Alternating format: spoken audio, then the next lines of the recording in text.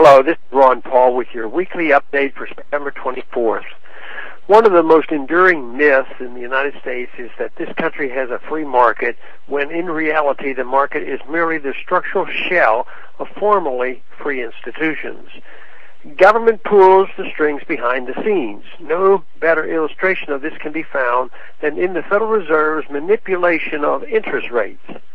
The Fed has interfered with the proper function of interest rates for decades, but perhaps never as boldly as it has in the past few years through its policies of quantitative easing.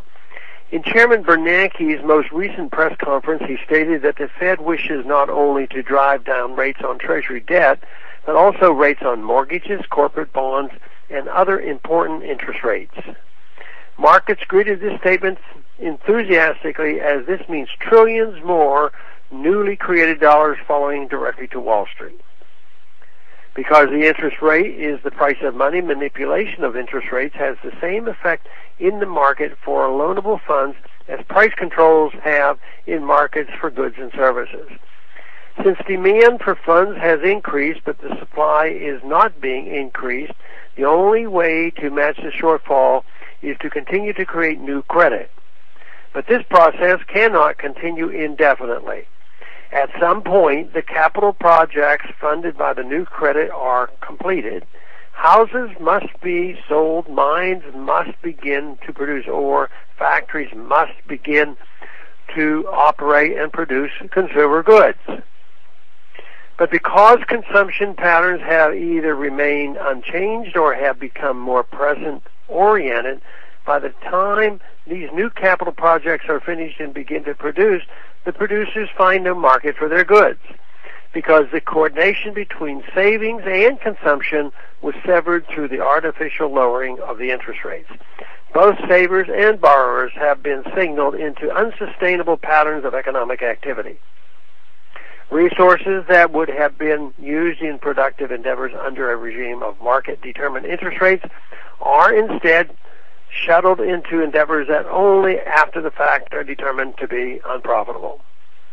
In order to return to a functioning economy, those resources which have been malinvested need to be liquidated and shifted into sectors in which they can be put to productive use. Another effect of the injections of credit into the system is that prices rise.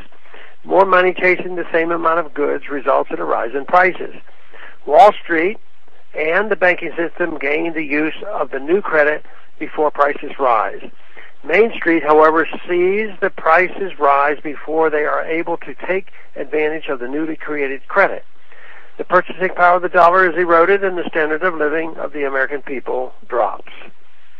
We live today not in a free market economic system, but in a mixed economy marked by an uneasy mixture of corporatism, vestiges of free market capitalism, and outright central planning in some sectors.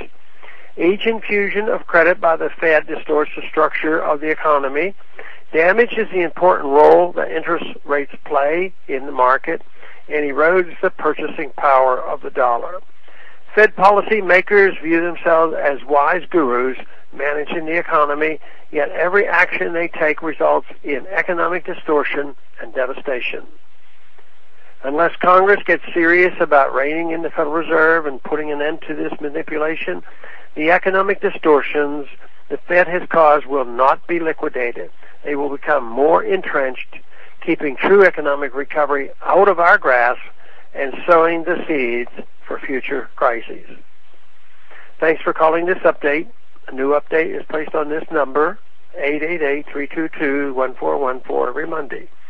The written text can be found on my website, www.house.gov/Paul, under the heading Texas Straight Talk. Thanks for calling.